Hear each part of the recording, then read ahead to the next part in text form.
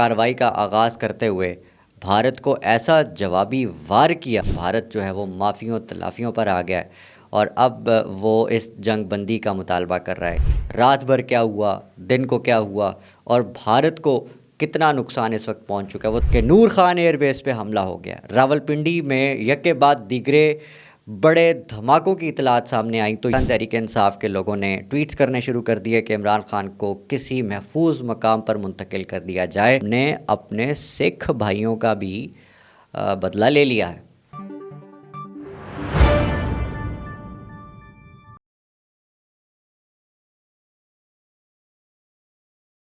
अस्सलाम वालेकुम ख़वातीन हज़रात, मैं सलमान दुरानी हूँ। आप आज़ाद ख़बर देख रहे हैं। ख़वातीन हज़रात, जिस वक्त मैं आपसे मुखातिब हूँ ये मुल्क पर गुज़रने वाले बड़े क्रूशल लम्हात हैं। सुबह फजर के बाद हमने जो है कार्रवाई का आगाज़ करते हुए भारत को ऐसा जवाबी वार किया कि उसके छक्के छूट गए और अब की इतलात के मुताबिक भारत जो है वो माफ़ियों तलाफ़ियों पर आ गया है और अब वो इस जंग बंदी का मुतालबा कर रहा है। इसकी डिटेल्स आपसे शेयर करनी है। सबसे बड़ी, सबसे अहम ख़बर इमरान खान से मुतल्लिक़, अडयाला जेल से मुतल्लिक़ आपके सामने रखता हूँ। उसके बाद जो है वो रात भर क्या हुआ, दिन को क्या हुआ और भारत को कितना नुकसान इस वक्त पहुँच चुका है, वो तमाम चीज़ें इस वक्त रिकॉर्ड के लिए मैं आपके सामने रखूँगा, क्योंकि ये सारी चीज़ें तारीख़ का हिस्सा बनने जा रही हैं। तो वो चीज़ें एक दफ़ा रिकॉर्ड का हिस्सा ज़रूर होनी चाहिए। एक जगह लाकर आपको उन फैक्ट्स को मैं बताऊंगा कि भारत ने क्या किया और फिर भारत ने क्या खटा। इमरान खान से मुतल्लिक़ हवा जो ख़बरें जो चल रही हैं वो ये हैं कि उनको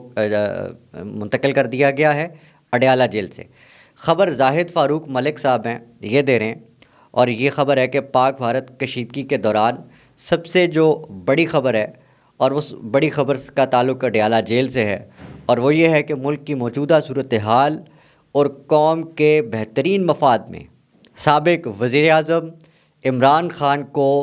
थोड़ी देर में अडयाला जेल से मुंतकिल कर दिया गया है। इमरान खान अडयाला जेल से महफूज मकाम पर मुंतकिल कर दिए गए हैं। ये है ख़बर जाहिद फ़ारूक मलिक और इनके अलावा भी दीगर मस्तनद सहाफ़ी ये बात जो है वो इस वक्त सोशल मीडिया पे कर रहे हैं कि इमरान खान को अडयाला जेल से किसी महफूज मकाम पर मुंतकिल कर दिया गया है। ये बात रात को भी चल रही थी, उस वक्त जब भारतीय हमले जो है वो शिद्दत इख्तियार कर गए थे और शहर शहर से ख़बर आ रही थी कि इस शहर में ड्रोन हमला अभी हुआ है, अभी ड्रोन गिरा है। और उसके बाद जब ये शिद्दत इख्तियार कर गई चीज़ और जब ये बात इस्टेब्लिश हो गई कि नूर खान एयर बेस पे हमला हो गया, रावलपिंडी में यके बाद दीगरे बड़े धमाकों की इतलात सामने आई तो ये तशवीश सामने आई कि सेंसिटिव मामलात पे और सेंसिटिव जगहों पर जो है अब हमले शुरू हो चुके हैं। तो इस पर इमरान खान की जो सिक्योरिटी है, सेफ्टी है, उस पर सवालात उठने शुरू हो गए। मुराद सईद समेत मुख्तलिफ पाकिस्तान तहरीक इंसाफ के लोगों ने ट्वीट्स करने शुरू कर दिए कि इमरान खान को किसी महफूज मकाम पर मुंतकिल कर दिया जाए। और इसके अलावा जो असल बात है वो ये है कि इमरान खान की जो रिहाई है उससे मुतल्लिक़ अब क्या होगा क्या नहीं होगा, इस पे अभी भी क्या सराहियाँ की जा रही हैं। अलीमा ख़ान ने फ़ौरी तौर पर जो है वो इंसदाद दहशतगर्दी अदालत से ये मुतालबा कर दिया है, ये उनको एक एप्लीकेशन दी है कि अर्जेंट मुलाकात करवाई जाए। इस पूरे मामले में इमरान खान साहब कहाँ हैं कहाँ नहीं हैं उनका जानना बहुत ज़रूरी है, क्योंकि वो बहन है इस वक्त। और दूसरी जानिब शहबाज शरीफ ने जो चेयरमैन PTI हैं बैरिस्टर गौहर, उनसे रब्ता किया है और ज़ाहिर है यकजहती के लिए जो सारी कौम है उसको यकजा करने के लिए वज़ीर-ए-आज़म का ये फ़र्ज़ है कि वो तमाम जो सियासी स्टेक होल्डर्स हैं उनको जो है वो इकट्ठा करें। उनमें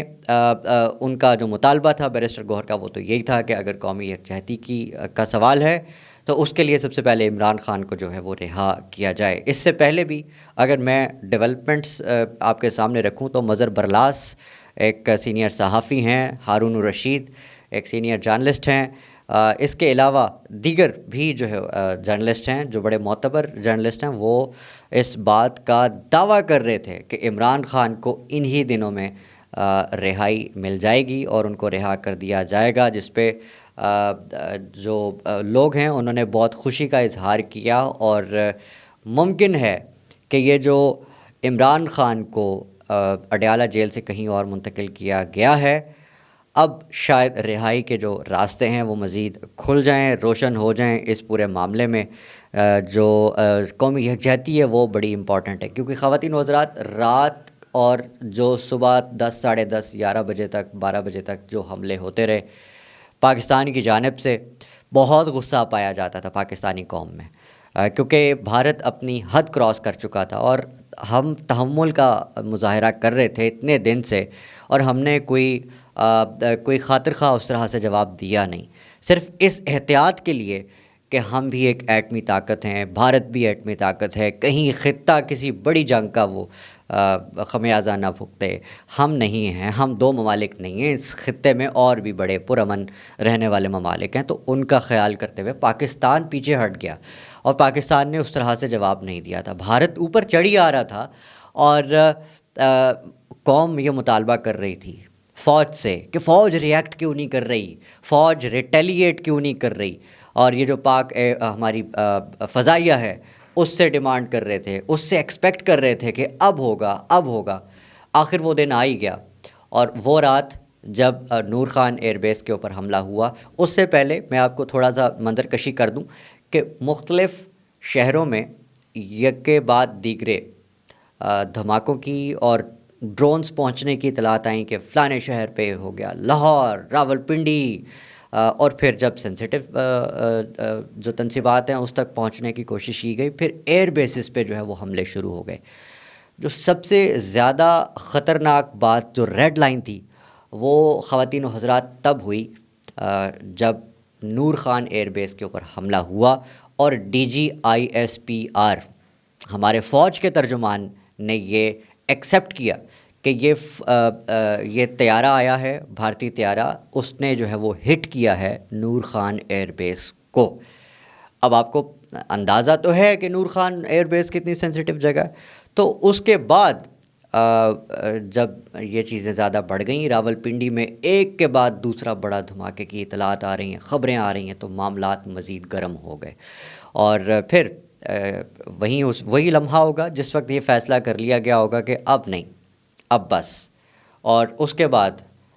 وہ پوری دنیا نے دیکھا جو بھارت کا حشر پاکستان نے کیا۔ چند ایک چیزیں میں آپ کے سامنے گنواؤں گا جو پاکستان نے اچیو کی ہیں، اور یہ وہ تمام چیزیں ہیں جس کا تعلق پاکستان کی اس